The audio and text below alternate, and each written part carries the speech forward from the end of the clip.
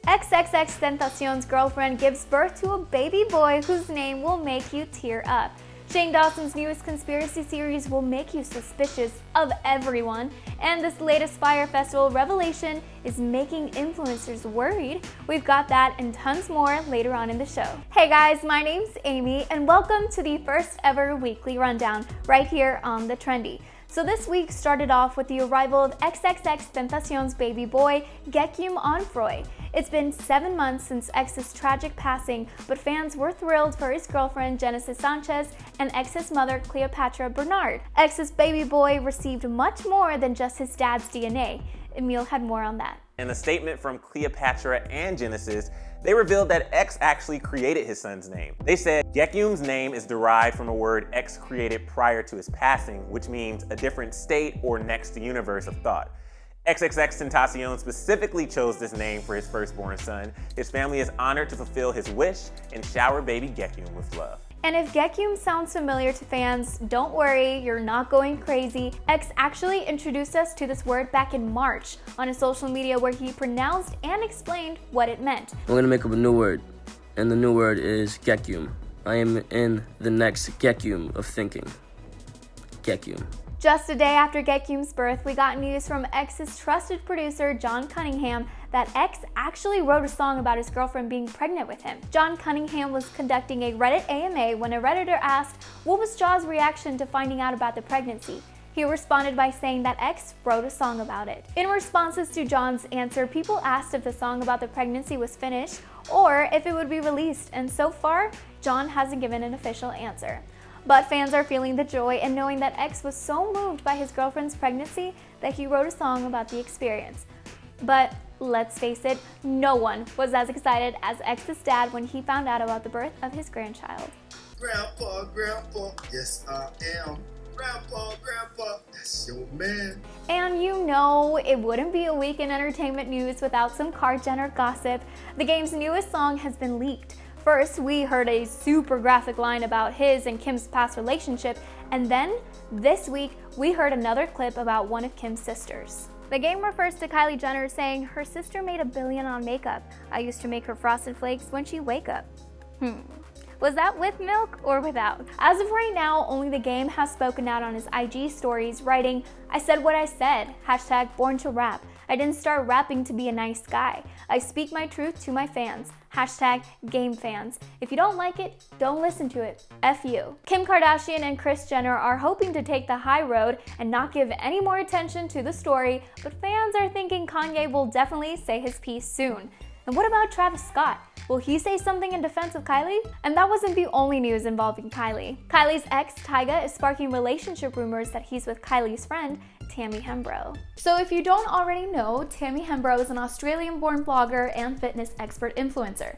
Tyga, though many know him as Kylie Jenner's ex-boyfriend, is currently on his Australian tour. Rumors have started swirling that these two hooked up when Tammy was seen at his concerts multiple nights in a row. Tyga's ex, Kylie, and Tammy were actually pretty close friends. Back in August, Kylie invited Tammy to her 21st birthday.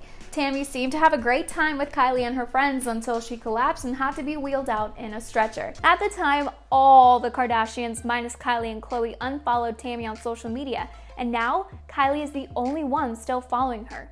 Insiders told Daily Mail Australia that Tammy and Tyga are for sure an item, but Amy Hembrow, one of Tammy's sisters, has repeatedly denied they're a couple. It's been 2 whole years since the mess that was the Fyre Festival, and whether you've seen Netflix's or Hulu's documentaries, we can all agree that the whole event was a complete disaster.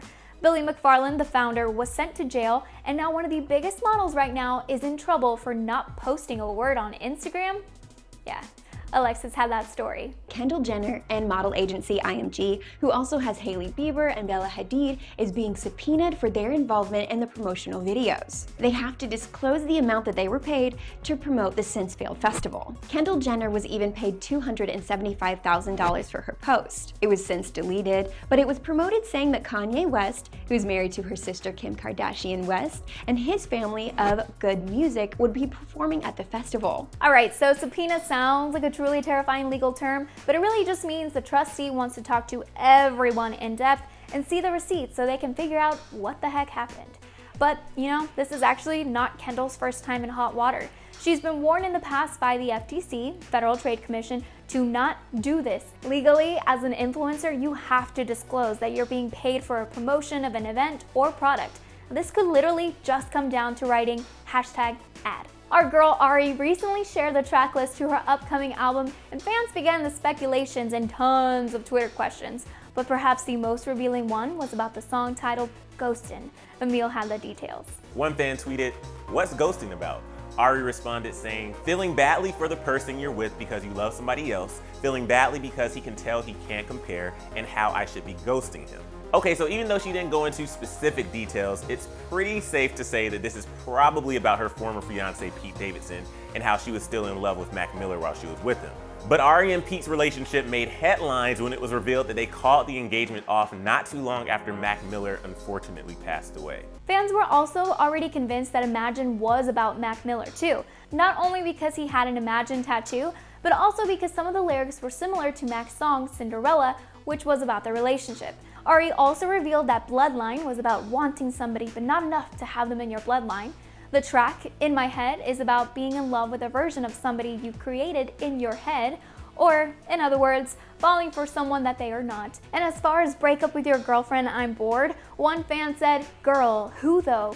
And Ari didn't really answer, saying, "Girl, don't you know all the boys in my life are gay? Thank God."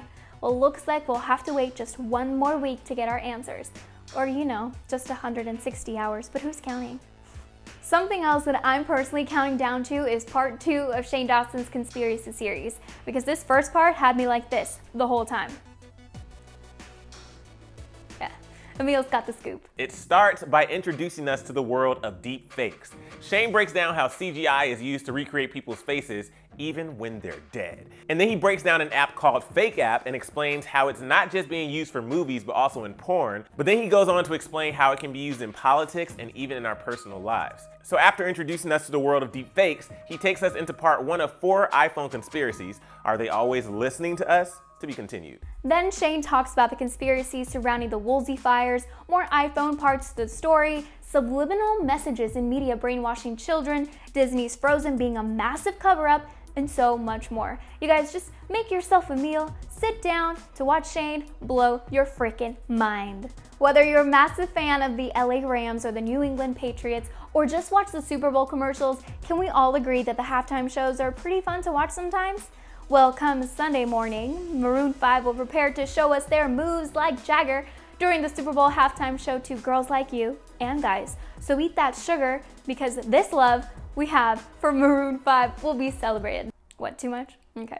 Adam Levine told ET, "The spectacle is the music. We just kind of wanted to bring it back to a time when it was a little more simple, when the highlight, the focus was the connection to the songs." The 3-time Grammy-winning band will be joined by Travis Scott and Big Boy for the Super Bowl 53 halftime show in Atlanta's Mercedes-Benz Stadium. The NFL has faced lots of backlash over its treatment of Colin Kaepernick, and now musicians are asking Maroon 5 to take a knee during the halftime show.